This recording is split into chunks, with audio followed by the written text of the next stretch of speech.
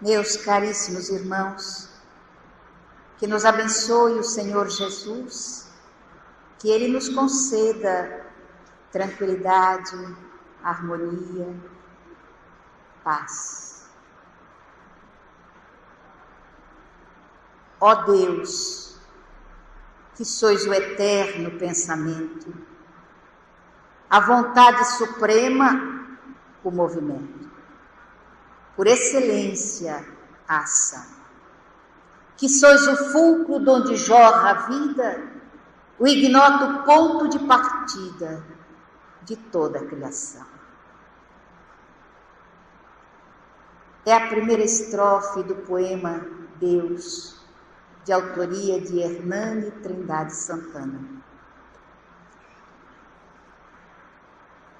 E a forma com que o poeta organiza os seus pensamentos é extraordinária. O fulcro de onde jorra a vida, esse ponto de partida que está tão distante ainda do nosso entendimento, mas que todavia deslumbra o observador, porque nos leva a uma viagem extraordinária, tanto para o macro quanto para o microcosmos.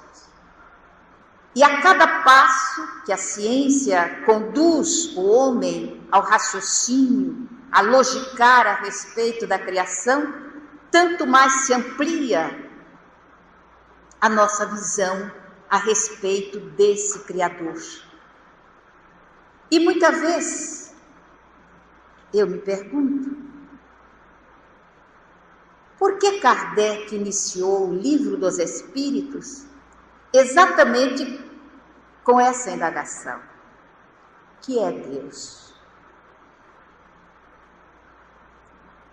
A resposta que alguns estudiosos afirmam que não foi do mundo espiritual, mas que foi da lavra do próprio codificador, sendo que isso não tem importância, tanto faz, que tenha sido dito pelos espíritos ou que tenha sido dito pelo codificador. Não muda absolutamente nada. A inteligência suprema, causa primária de todas as coisas. Essa resposta é lapidar, e ela fecha tudo o que poderíamos pensar a respeito do Criador. E também nos dá uma dica importante,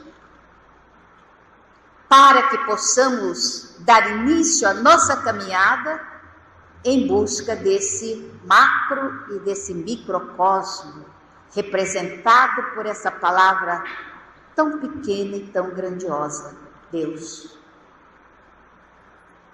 Quando Ele nos diz que Deus é inteligência suprema, e quando afirma que nós somos os seres inteligentes da criação, a primeira coisa que pensamos, a inteligência é algo que deslancha, é algo que vai num crescente. Ontem nós éramos um princípio inteligente, hoje já somos os seres inteligentes da criação. Houve um processo evolutivo, houve um crescimento que não pode parar, que tem que ser estimulado cotidianamente, todos os dias. Então raciocinamos. Ontem, a filosofia, que é dos aspectos mais antigos do conhecimento humano, e que deu origem a todas as outras áreas de conhecimento a que estamos afeitos na atualidade, não foi capaz de dar ao homem aqui da Terra o ponto máximo de tranquilidade, felicidade, paz que buscamos. A religião também não foi capaz de levantar o indivíduo, de colocá-lo na situação real que é sua, de origem, divino, Filho de Deus, ainda estamos tateando no escuro da ignorância, tão distantes ainda da realidade, da verdade, aquela que irá nos libertar, que vamos descobrir que o pensamento de Jesus já sabia dessa dificuldade que teria a criação do seu Pai, do nosso Pai, a criação de Deus, para a descoberta de si mesmo e do caminho mais simples para alcançar o objetivo da nossa existência, que é a evolução. Então vamos ver, a filosofia questionou, perguntou, sintetizou, apresentou teses, antíteses e fez uma síntese. Todavia, nós fomos mergulhando nos arraiais da filosofia, mas moralmente o homem não mudou muito. A religião veio e com várias imposições e criando vários aspectos, fomentou o terror, fomentou o temor a Deus, que nós fomos aprendendo durante séculos e séculos e séculos. Temer a Deus, não a amá-lo, mas a temê-lo. O Deus que castiga, o Deus dos exércitos, o Deus... Deixa para lá. Então vamos perceber que isso não mudou a nossa cerviz. Moralmente, enquanto que intelectualmente íamos caminhando em busca de um porvir mais grandioso, moralmente, o homem hoje mata, aborta, é infiel, dissolve o matrimônio, faz de tudo que é contrário à moral que deveria a religião implantar no coração do homem. A visão do Senhor Jesus alcançou tudo isso que iria acontecer no futuro. Ouvimos há pouco as vozes lindas desse povo aí cantando. Quando a sombra da descrença espalhava a escuridão e a dor profunda e imensa torturava os corações das mansões de harmonia de Jesus de Nazaré, veio a luz de um novo dia, restaurando a nossa fé. Observem a justeza do pensamento do poeta, que, aliás, eu estava no Nordeste fazendo uma palestra e comecei exatamente com esse pedacinho do hino do centenário e disse que eu gostaria muito de conhecer o autor.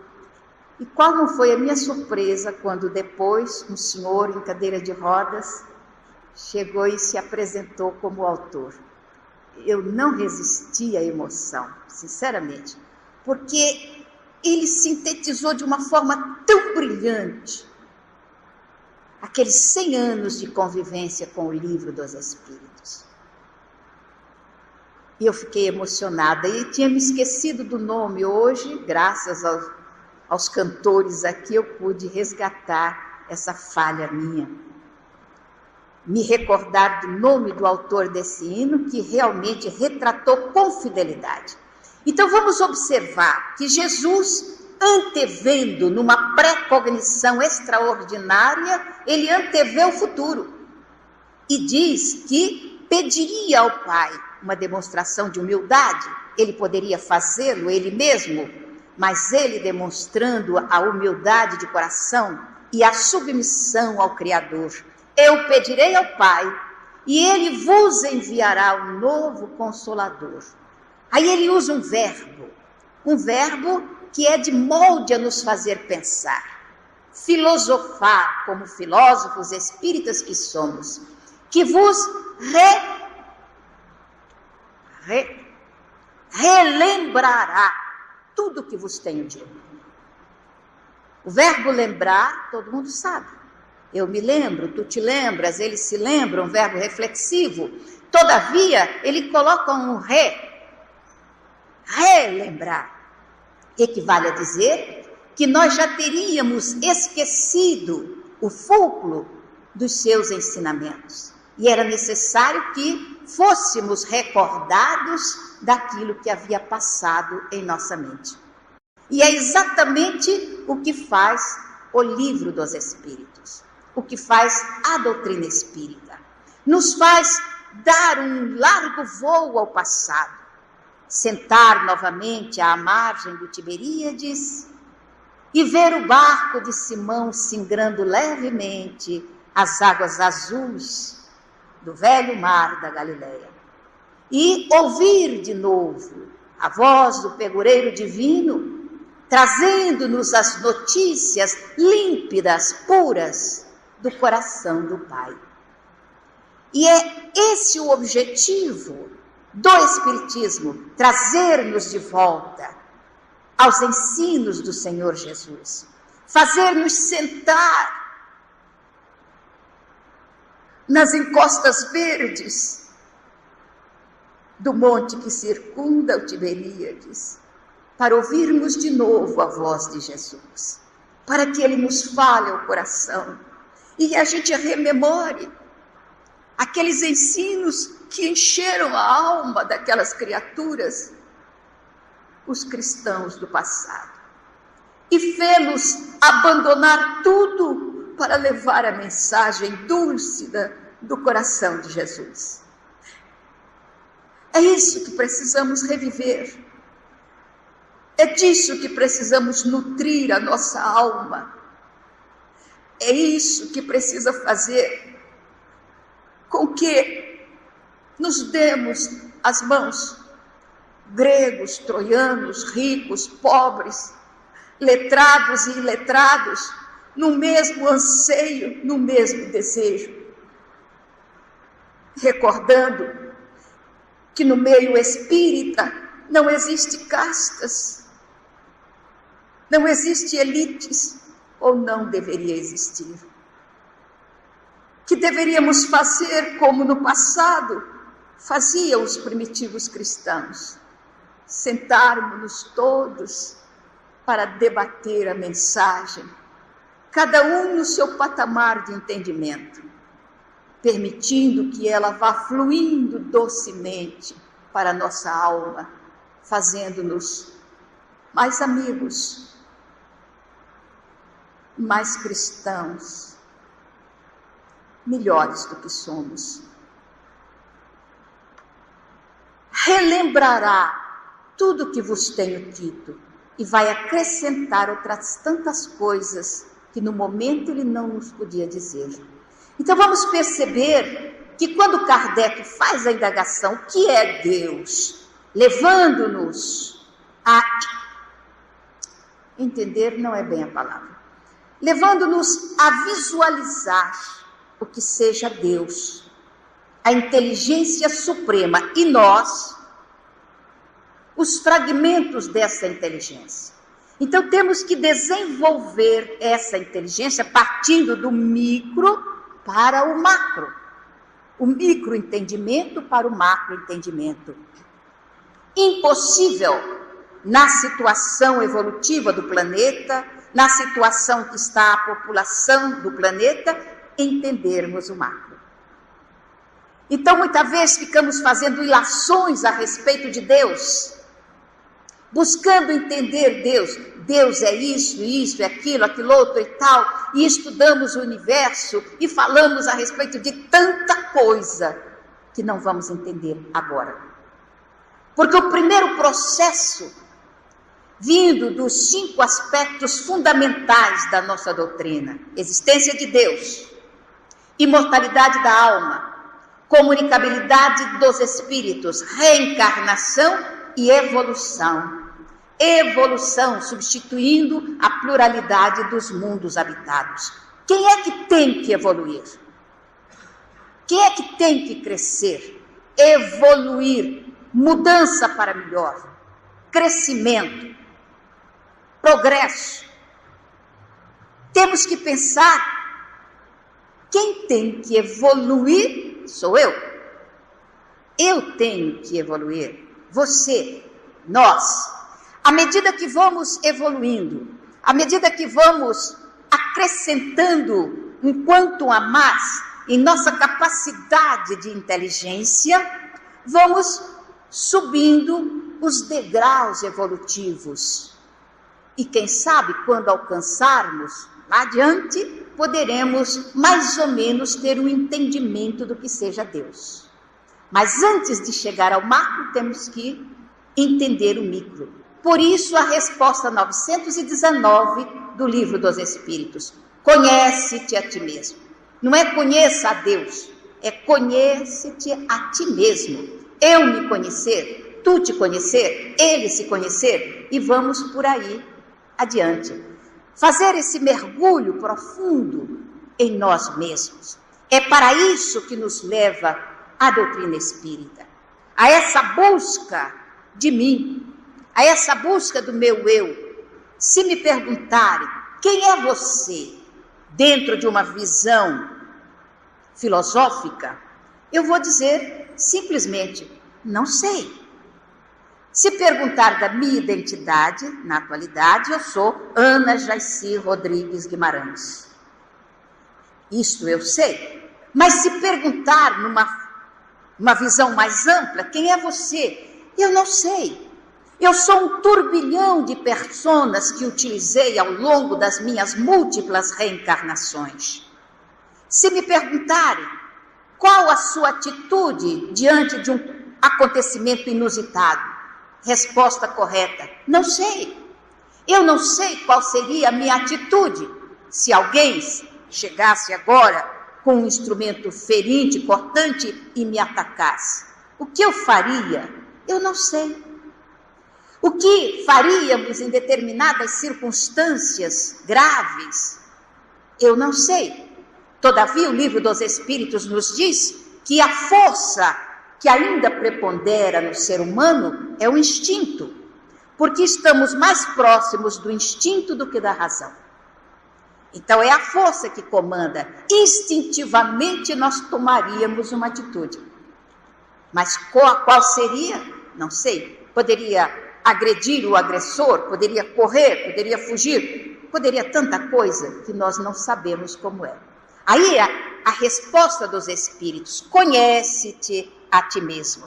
Começar a fazer um mergulho em nós para que a gente depois comece a perfazer o caminho para buscarmos a inteligência suprema. O Espiritismo é instigante.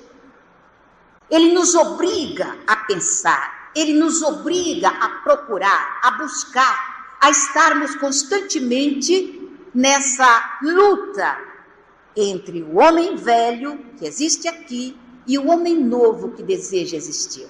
Essa luta constante vai nos levar ao entendimento. Por isso, o espírita não pode aceitar afirmativas simplistas. Isto é assim, ou isto é daquela forma. Não, temos que questionar, perguntar, buscar. Afinal de contas, a resposta 540 do Livro dos Espíritos diz que dessa forma tudo se encadeia na humanidade, do átomo primitivo ao arcanjo, que também começou pelo átomo e chegou à situação de arcanjo. E nós estamos também saindo do átomo. Ontem ainda éramos o átomo, já estamos saindo, dando os primeiros passos, primitivos ainda, mas com todas as possibilidades que nos aquinhoou a divindade. Então, quando nós pensamos em estudar o Espiritismo, e Kardec coloca a inteligência suprema como o piso inicial, o degrau inicial, a gente pula esse degrau. Apenas sabemos que é a inteligência suprema. Agora tem que saber quem sou eu. Porque eu fui criada pela inteligência suprema. E eu tenho que descobrir quem sou eu.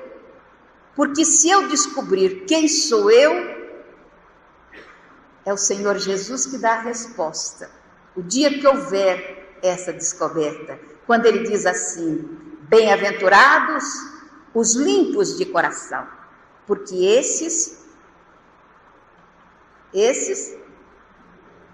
verão a Deus. Ele deu a dica. Quer dizer, o dia que eu fizer uma faxina, uma boa faxina no coração, eu vou enxergar Deus. Por quê? Porque eu vou me ver. E eu fui criada à imagem e semelhança de Deus. O dia que eu me ver, eu verei a Deus. Então a dica de Jesus é muito clara. É preciso então que eu comece a fazer a faxina. Agora, primeiro a gente tem que acreditar que isso é verdade. O dia que a gente acreditar, aí a gente começa a retirar do coração todo o lixo acumulado ao longo das reencarnações, começando pelas mágoas, pelos ressentimentos. Se a gente pudesse abrir as comportas e ver quanto lixo está lá dentro, a gente ficaria assombrado, só que a gente não pode. Tem que usar o quê? A inteligência.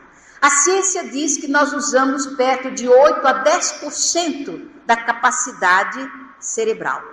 Se é só isso, então é complicado.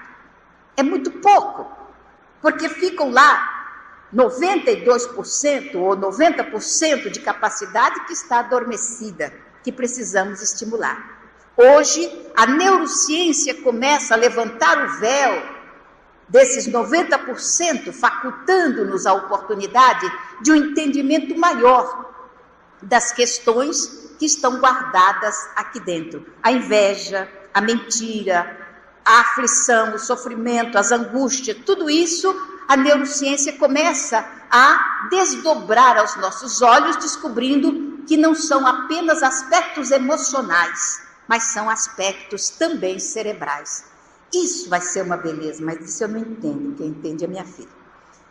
Então nós vamos procurar nos ater àquilo que a gente entende. Então é necessário que eu pergunte, que eu não fique aceitando tudo que se diga, que eu não diga amém a todas as coisas, que a casa espírita se posicione na forma de poder responder às indagações, mormente desse contingente de espíritos que está chegando, que não aceita respostas simplistas.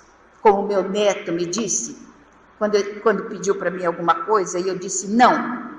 E ele perguntou, por que, vovó? Eu disse, por que não? Ele, vó, porque não é resposta. Afinal de contas, a senhora é inteligente, não é?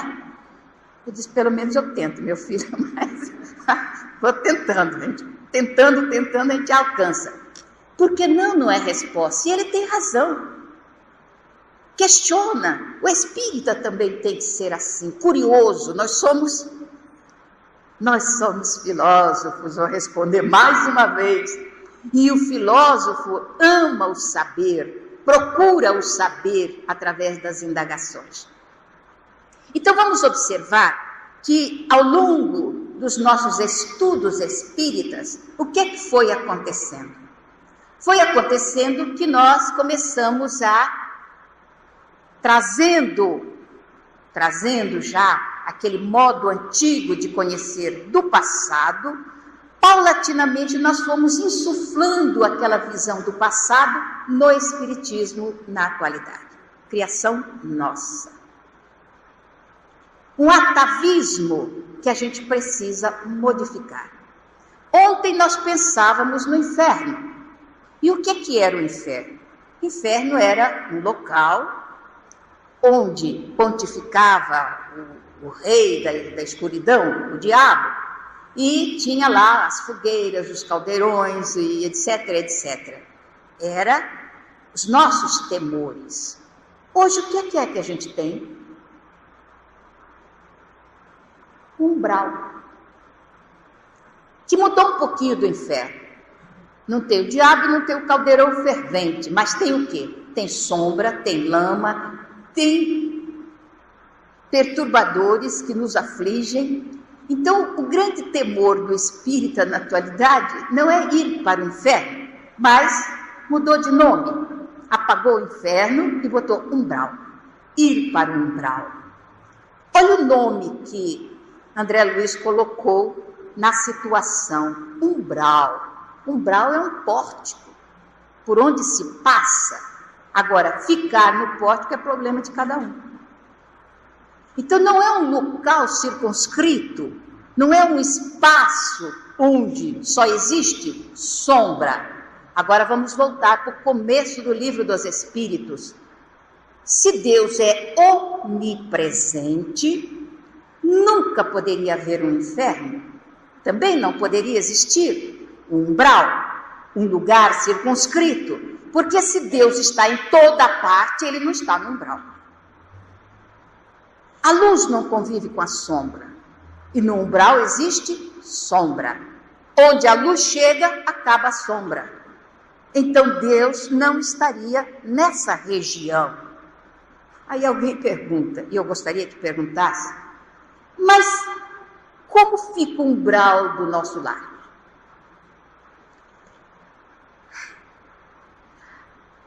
As revelações, elas não são feitas assim. De repente, está tudo revelado? Não.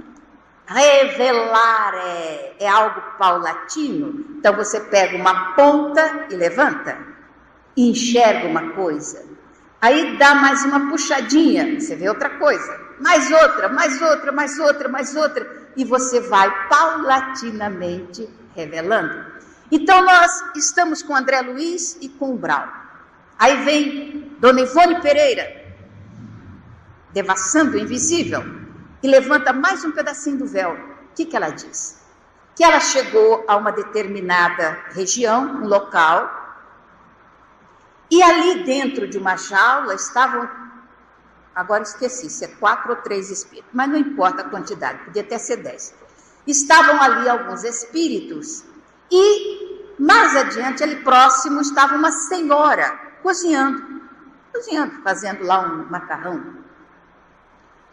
E ela percebeu, Dona Ivone desdobrada, percebeu que aqueles espíritos estavam famintos, desesperadamente famintos. E aquela senhora estava preparando alimento. E ela foi perguntar, e ela disse que preparava os alimentos para eles, mas não adiantava. Então Dona Ivone foi, pegou o alimento e levou para aqueles espíritos que ali estavam. Desesperados, eles viram o alimento e foram em cima, famintos que estavam, para logo em seguida jogarem o alimento fora, desesperados. Então ela viu aquele alimento se transformar em vermes, se transformar em coisas desagradáveis que eles jogaram fora. Aí ela se indaga, o que é isso? E a explicação que é dada, eles carregam consigo o seu umbral, carregam consigo as razões que os fazem sofrer. Olha o véu se levantando. Aí você vai descobrir que carrega consigo o seu umbral. O meu umbral está comigo, o seu está contigo, e cada um fica com o seu. Só que existe uma lei na ciência exata que diz que o semelhante atrai o semelhante. Nós somos cercados por um clima, nós somos cercados por uma psicosfera que é individual, que é de cada um. Então existe um campo magnético em torno de nós. Esse campo pode estar perfeitamente umbralino, aqui onde eu estou, aí onde você está, cada um de nós carregando o nosso. Quando desencarnamos, levamos o nosso umbral, e aí é a hora que o semelhante atrai o semelhante. Então eu vou me juntando a outro umbralino, e a outro, e a outro, e mais outro, e a gente forma um campo sombrio, um campo escuro, onde Deus está. Mas se Ele está, por que Ele não tira essa sombra? Porque Ele é infinitamente misericordioso. Ele não te dá nada de graça, porque você não ficaria feliz. Como o estudante que cola, apesar de passar de ano, a sua consciência sabe que ele foi desonesto. Ele não é feliz totalmente. A ciência hoje está demonstrando isso, que satisfação é uma coisa cerebral, não é uma coisa das emoções, é cerebral. Então você pode demonstrar uma satisfação muito grande e o seu cérebro diz não. Ele diz que você não está satisfeito. Então é isto que ocorre. Ele está ali, mas ele lhe deu algo que você não sabe o valor que tem, por isso usa mal. Ele lhe deu o livre arbítrio, a possibilidade de crescer às suas custas, às suas expensas. E cada crescimento que você dá é uma vitória que conquista, e a cada vitória a felicidade é verdadeira, emocional e cerebralmente. Então ele está ali olhando para nós, os umbralinos, e passando a mão na nossa cabeça dizendo: oh meu filho, acorda, desperta. Você ainda é tão ignorante, mas vai crescer, vai crescer. Ele está ali, nós criamos. Tanto é que quando eles jogam a rede para tirar aquelas pessoas que estão naquele despenhadeiro, naquele que criado por eles mesmos, porque não existe uma zona assim criada por Deus, joga a rede, muitos seguram e poucos saem. Olha Jesus dizendo no Evangelho: muitos serão chamados, poucos os escolhidos. Porque nós não somos escolhidos por alguém, é a gente que se escolhe. Eu vou segurar na rede com unhas e dentes e vou sair. Enquanto que os outros, eu tenho que me fugir desse inferno, e segura na rede e torna a cair. Porque o caso não é fugir do inferno, o caso é retirar de nós o inferno que criamos.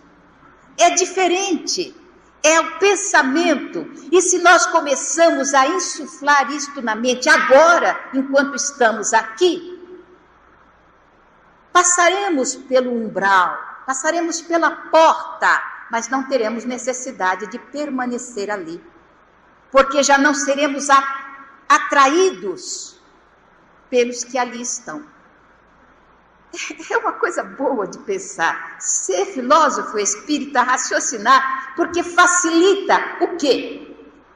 Facilita a sua caminhada aqui na Terra. Penas e recompensas. Nós já lemos o livro há 2000 anos, não sei quantas vezes. Adoro ler esse livro. Mas existe uma peculiaridade na minha cabeça. Eu gosto de ler, de ver o todo, mas eu me atenho às minúcias. Eu gosto de pegar os pedacinhos. E às vezes eu pego um pedacinho e fico tempos pensando naquilo, raciocinando, perguntando, pesquisando dentro da minha cabeça, para poder entender o que o pensamento filosófico do autor quis colocar naquilo. Então eu retirei de há 2000 anos uns pedacinhos e convido quem já leu que leia outra vez. Se já leu 30 vezes, 31 vezes. Se não leu, adquiram o livro, porque eu não vou contar a história toda, eu vou tirar os pedacinhos só. Mas para o entendimento, vamos pegar. Vamos pegar Jesus, afirmando que nunca nos deixaria órfãos. Ou seja, nós nunca ficaríamos mercê da caridade dos outros. Ele sempre nos daria uma forma, uma chance, um jeito de encontrarmos a paz, a tão sonhada paz, e naturalmente a felicidade também.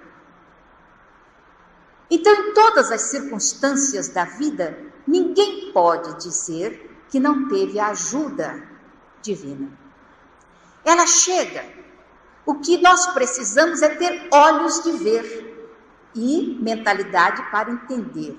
Então, ela chega na forma de um amigo que encontra conosco e conversa, um telefonema que vem, uma criança que fala, uma página que a gente pegue, qualquer coisa, de alguma forma, Deus responde às nossas intuições.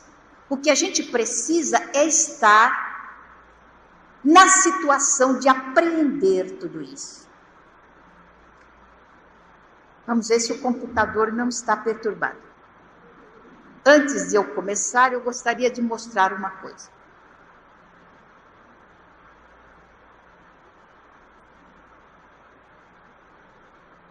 Deveria ter uma música, mas não tem. Mas vejam o filme.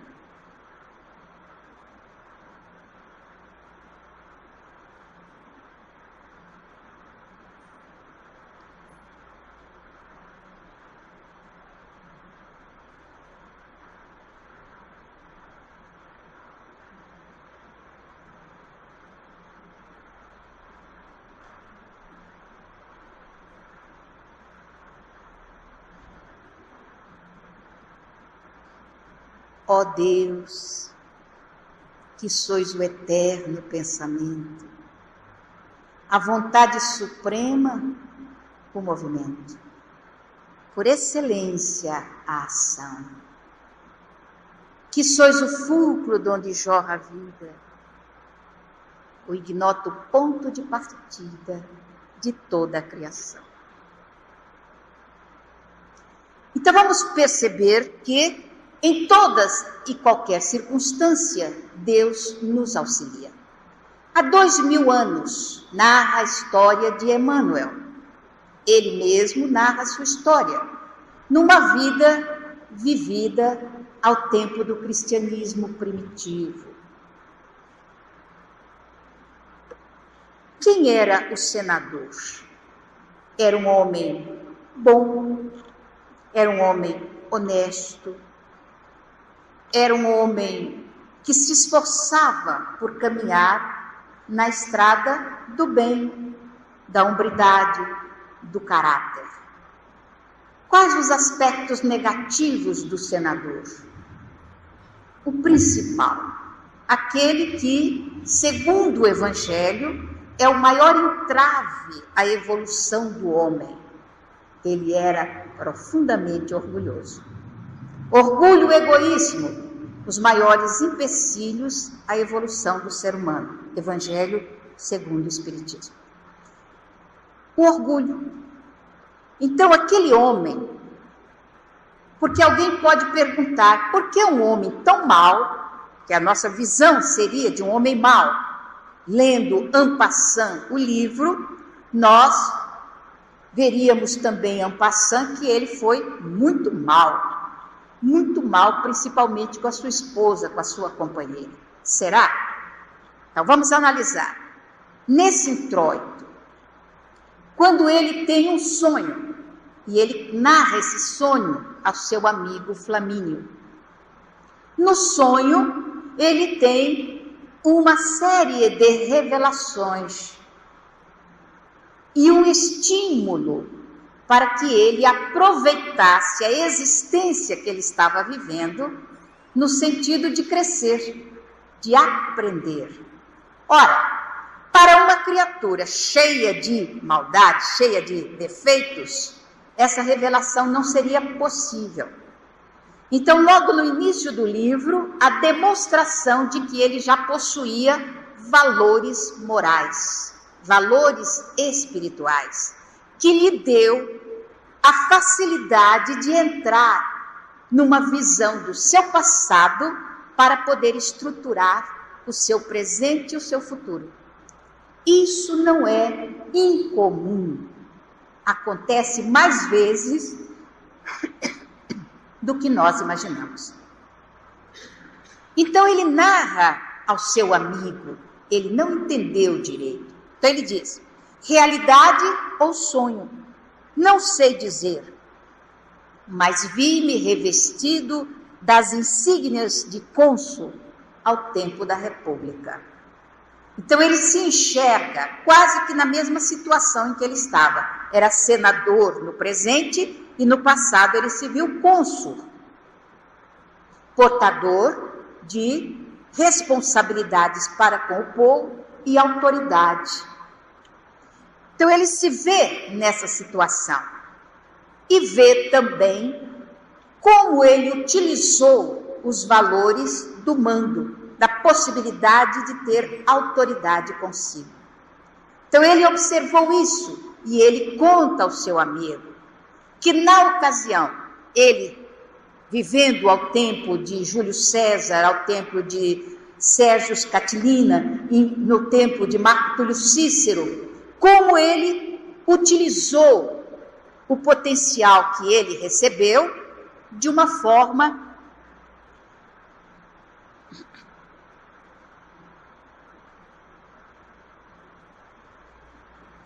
negativa. Agora vamos transferir essa informação. Então ele diz assim: é que me prevalecia da autoridade e do poder. Vamos nos colocar na posição do senador. Tem um ditado popular que diz assim: quer conhecer alguém? Coloque poder na sua mão. E a pessoa se revela. Isso a gente vê até no nosso movimento espírita.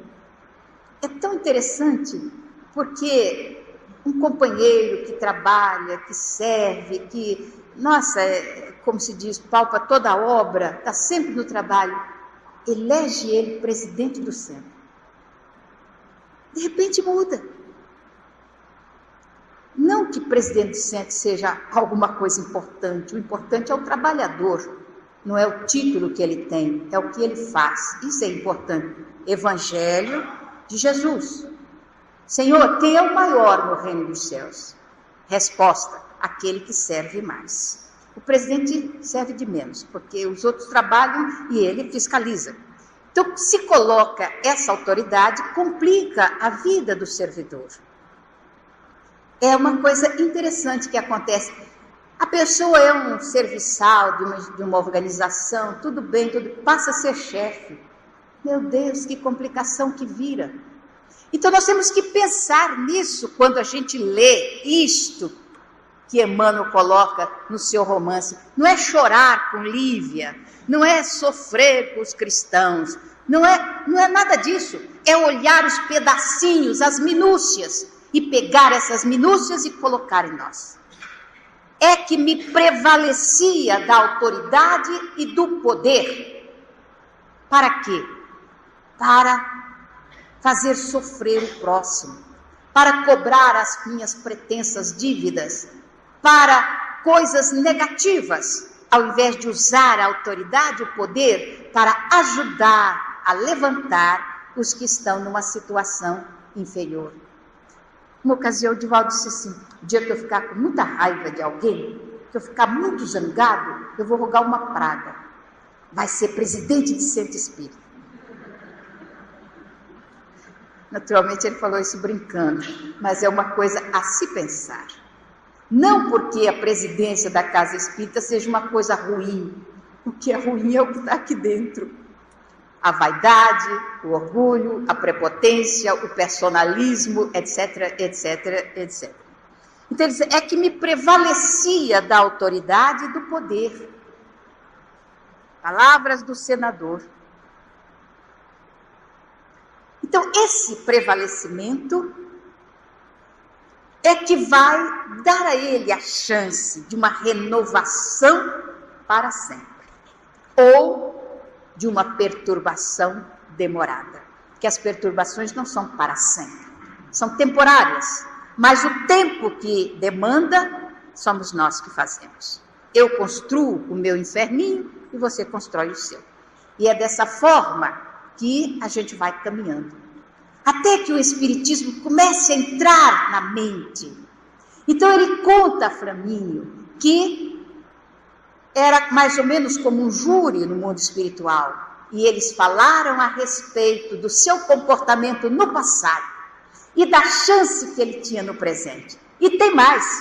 Eles dizem nessa ocasião que ele receberia o auxílio de um espírito que retornaria às hostes da terra para ajudá-lo.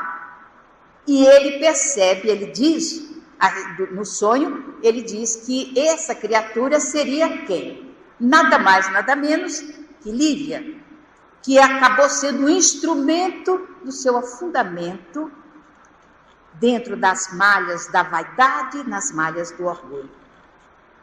Então isso é importante, a gente observar que à medida que você vai conquistando valores, você vai tendo mais chance de ser amparada pelo mundo espiritual. Porque não é o mundo espiritual que vem até nós, somos nós que vamos até ele. Cada passo que eu dou no sentido de minimizar os aspectos negativos do meu caráter, eu me aproximo mais das hostes espirituais, dos benfeitores espirituais. É um esforço pessoal, mas isso é bom. A ciência descobre agora que um dos motivos de maior encantamento, maior felicidade, maior contentamento do ser humano se chama superação. Não é quando ele supera o oponente, não é quando ele vence alguém, mas é quando ele vence a si mesmo. Quando ele consegue superar-se. Aí a gente vê aqueles atletas fazendo essa tentativa de autossuperação. Então você vê alguém dizendo assim, não, eu fiquei numa colocação mais baixa, mas eu já conquistei um segundo a mais do meu tempo. O meu tempo era isto e agora já é isto. Então a alegria, ele não ganhou a competição, mas superou-se. É este nosso. Então quando Kardec diz, reconhece-se o verdadeiro espírita por sua transformação moral e pelo esforço que faz para domar suas tendências negativas, a gente tem que raciocinar. Quem é esse espírita? Sou eu. Quem é esse espírita? É você. Então o esforço, quem é que tem que fazer? Sou eu. O esforço para domar as minhas tendências negativas. Filosoficamente entramos no pensamento de Allan Kardec, o pensamento filosófico do codificador. Quando ele diz que o verdadeiro espírita não é aquele que é eleito presidente do centro, não é aquele que é eleito presidente disso ou daquilo, nada disso. O verdadeiro espírita é aquele que supera a si mesmo, vencendo as suas tendências negativas. Então, no caso, o senador conseguiu alcançar. Mas o que ocorre? No desenrolar da história, ele tem uma filha que é vítima da hanseníase. E ele é instado por esse amigo a quem ele contou o sonho a ir para a Palestina, onde o clima possivelmente ajudaria a sua filha numa recuperação. E ele vai como legado de César, autoridade máxima. E o conselho que ele recebe, seja duro com aqueles que ali estão.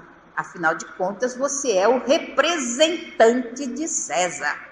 E como representante de César, tem que manter a hegemonia do povo romano. Então ele vai com essas prerrogativas de superioridade sobre um povo escravizado, um povo oprimido. Na chegada, o que acontece? Quando ele chega na Palestina e está indo para Jerusalém, o povo que ali estava e que não amava os romanos, alguém atira uma pedra que vai atingir exatamente a sua esposa. E esse alguém é descoberto. Então vai sofrer o castigo que era comum. Era um garoto, um rapazinho de uns 18 anos. E sofre as chicotadas que era de praxe. Quando termina, alguém pergunta, e agora? E ele dá a sentença definitiva. Antes dele dar a sentença, leia um livro para ver que coisa extraordinária. Ele para um pouquinho. Aí ele se lembra que ele era autoridade. Aí a visão interessante de autoridade. Muita gente acredita que a autoridade é para pisar, A autoridade é para ajudar. Você recebe autoridade dentro do seu lar para educar os seus filhos, colaborar no crescimento do seu marido, no crescimento da sua esposa, cuidar com carinho da secretária, dos auxiliares, daqueles que vêm colaborar na sua vida, não para dizer, limpe aqui, isso aqui está sujo, faça isso, faça aquilo, limpe seu quarto, junte sua roupa. Isto não é autoridade, isso é autoritarismo. A autoridade chega para o filho e diz, oh meu filho, olhe o seu quarto. E ele, já vou mãe, já vou arrumar, já vou cuidar. Isso é autoridade, é moral, não é de força. Mas se eu digo, junte isso, faça aquilo, isso é autoritarismo, a imposição da força. Então nós vamos aprender a usar as palavras e as energias que a palavra nos dá. Então ele dá a resposta, apesar daquele momento de reflexão, ele dá a resposta para as galés. Então era pena de morte. Quem ia para as galés não saía de lá com a vida física. Aquele momento foi importante na vida do senador. Aquele momento. Mas tem um outro momento que dita o seu futuro. Quando ele já está investido da autoridade em Jerusalém e ele é visitado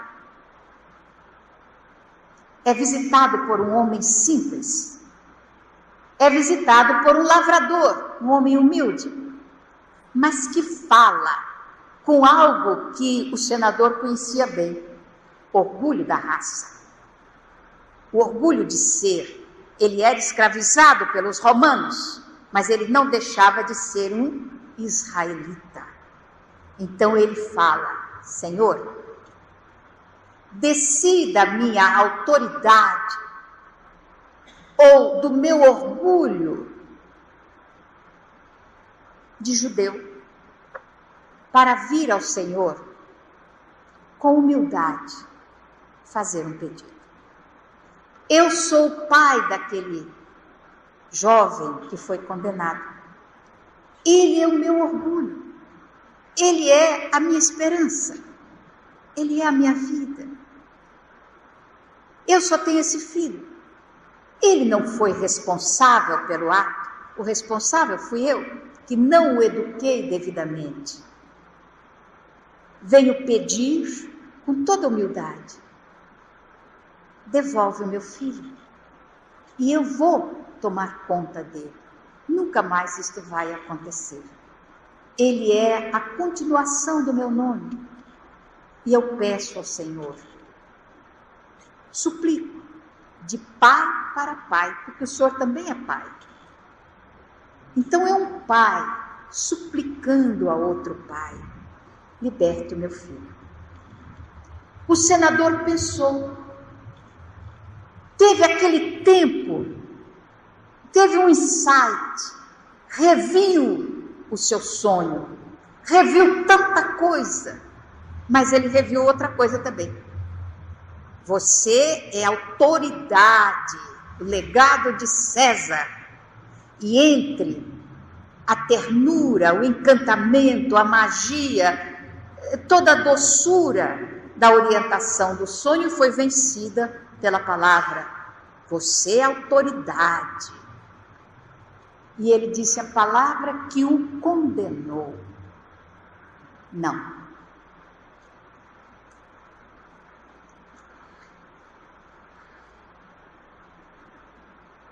Nós ouvimos muito a assertiva, Deus castiga. Isso não é verdade. Nunca foi, em tempo algum. O juiz que nos julga, que é incorruptível, palavra desvalorizada na atualidade, mas esse juiz não se corrompe nunca, que é a consciência. É esse juiz que nos condena ou nos aplaude, que nos penaliza ou que nos oferece o troféu da vitória. É a ele que nós teremos que nos ater depois da desencarnação. a esse juiz. E esse juiz não é comprado por nada, porque ele é incorruptível. Todavia, ele se verga às conquistas morais que a criatura faz. Ele se dobra diante do esforço que faz a criatura para domar as suas tendências negativas. O esforço que faz para abandonar os vícios, a bebida, o fumo, o sexo, ou qualquer dos vícios que abastarda o ser humano. Ele se dobra, mesmo quando a gente, no esforço, a gente acaba falindo, mesmo assim ele compreende, porque ele não analisa o ato em si, ele analisa o fulcro desse ato, o pensamento, o esforço que se faz. Isso vai a julgamento. Fazemos um esforço, mas a gente não consegue, tomba. Ele compreende, analisa o esforço que foi feito. A queda a gente vai consertar mais adiante, mas o esforço vai somando. Então isso é que tem valor. Então quando ele usa, não teve música, não saiu. Quando ele diz a resposta àquele homem, não. A consciência disse para ele, que foi a lembrança do sonho, perdoa, perdoa. Mas o orgulho prevaleceu. Não. Olha o que diz o homem, respondendo aquele não. Acabais de comprar com a dureza do coração. Lembram dessa palavra? Está lá no Evangelho, segundo o Espiritismo também. É lícito dar-se a carta de divórcio por motivo de adultério? Sim, é lícito. Reticência. Mas isto acontece, está lá escrito, pela dureza dos vossos corações. Então eles dizem, acabais de comprar com a dureza do coração um inimigo eterno, implacável.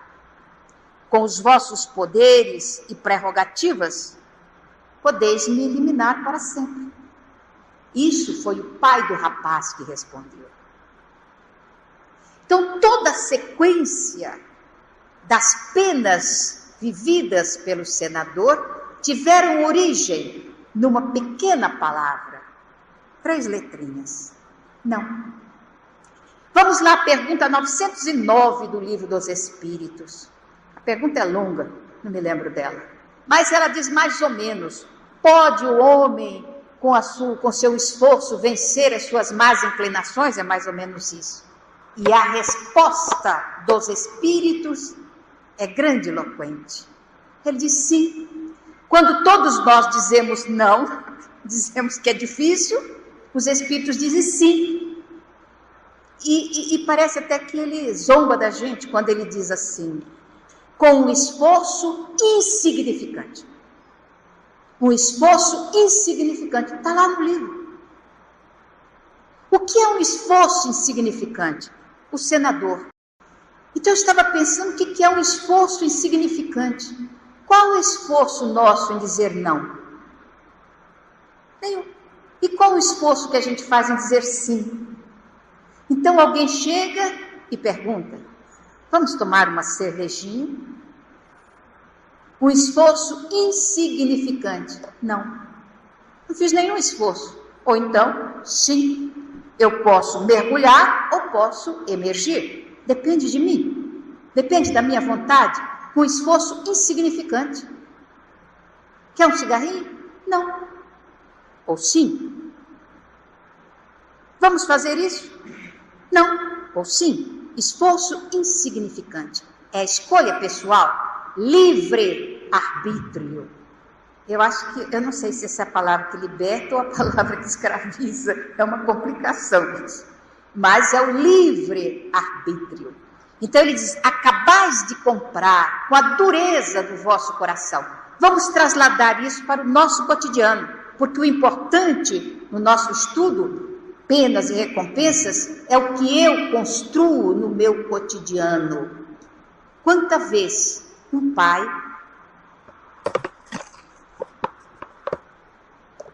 diz ao seu filho: imbecil, idiota, você é um retardado, você é um irracional, você é um animal. Quanta vez uma criança ouve isso dentro de casa, originário da boca de seus pais? Você é um imprestável mesmo, não serve para nada. Quanta vez? Repete isso. 1, 2, 10, 20. E você vai ver crescer um adulto imprestável, que não sabe deslanchar, que não sabe encontrar o seu caminho. Aquela pessoa dependente. Aí essa criatura que você criou se casa e vai ouvir da sua esposa: você é realmente imprestável. Vá procurar um emprego, vá trabalhar, faça alguma coisa. Ele vai ouvir. Quer dizer, o imprestável que você criou. Mas tem uma coisa terrível chamada reencarnação. Aí você se casa com o imprestável. Aí você tem que trabalhar, porque ele não consegue, ele é fraco. Qual o seu papel, espírita, minha irmã? É não manter a dureza do coração, ajudar aquela criatura, porque todas as criaturas do mundo passaram pelas nossas mãos de mães. Quer os homens queiram, quer não queiram, nós somos as co-criadoras e somos as educadoras. Hoje, o mundo está preocupado. A primeira vez que eu ouvi isso foi da Espanha. Eu recebi um jornal da Espanha e estava escrito lá: o governo espanhol está preocupado com os ninis. Achei interessante, com os ninis. Eu nunca tinha visto o nome de um animal, de um bicho ou de uma praga chamada nini. Hoje eu já conheço. Agora, aqui no Brasil, o governo está preocupado com os nenéns. Bem interessante, ninis e nenéns é a mesma coisa. Só que em espanhol são aqueles que ni estudiam ni trabalham. E os nenéns são nem estudam, nem trabalham. São os filhos que nós estamos criando na atualidade, que são os aficionados da faculdade. Eles entram com os 18 anos e estão lá aos 40, estão aos 50, estão aos 70, casados com netos, que são os pais que educam, que trabalham, porque ele é estudante. Então o governo está preocupado com os nenéns. Nós estamos aqui para educar, estamos aqui para criar. Então, a palavra que nós utilizamos para o nosso filhinho é a palavra que vai pesar-lhe na vida para o resto da reencarnação. A forma que nós vamos insuflar na mente dele que ele é imprestável ou que ele é extraordinário. Então é o filhinho que chega e fez um desenho troncho. A gente olha assim, que coisa. Aí você pega o desenho e fala: filho, olha, você é extraordinário. Nem o Renoir faria um desenho desse. Que coisa linda! Levanta o ânimo. O menino acha que ele é melhor que o Renoir. Isso não tem importância, ele vai aprender com a vida. Mas o que a mamãe falou, o que o papai disse, vai dar-lhe estímulo. Você é o maior. E ele vai se sentir o maior. Então vai enfrentar as dificuldades da vida com força, com coragem, porque ele é estimulado pelos seus educadores. os pais. É a nossa escolha. A penalidade do futuro de você ter um neném dentro de casa, ou a premiação, a recompensa de você ter um filho que luta. Que às vezes você fica penalizado, coitado do meu filho, luta tanto, nada dá certo. Corre por conta dos planos de vida dele, mas ele é um lutador. Isso é que é importante. Penas e recompensas. Há capaz de comprar com a dureza do vosso coração uma palavrinha que foi pesar na vida toda do senador. Para amenizar, esse é trabalho da NET, amenizar, coloca Deus no meio de toda a dureza do nosso coração, para amolecer um pouquinho, para falar o quanto somos amados por Ele, em meio aos sofrimentos que a vida muitas vezes nos premia, Ele coloca flores no nosso caminho. Aí o pai continua: plantaste agora uma árvore de espinhos, cujo fruto um dia amargará sem remédio o vosso coração duro e insensível. A sentença que ele recebe. Vamos pensar em nós. As mães que chegam na nossa casa para nos dizer: o meu filho é um dependente químico. Meu filho se tornou um alcoólatra. Meu filho é um marginal.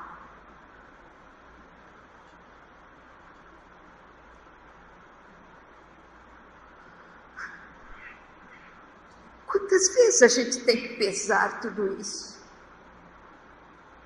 Não é pesar o temperamento do nosso filho, a inclinação do filho, é pesar o que foi que nós fizemos, como nós o conduzimos, como o educamos.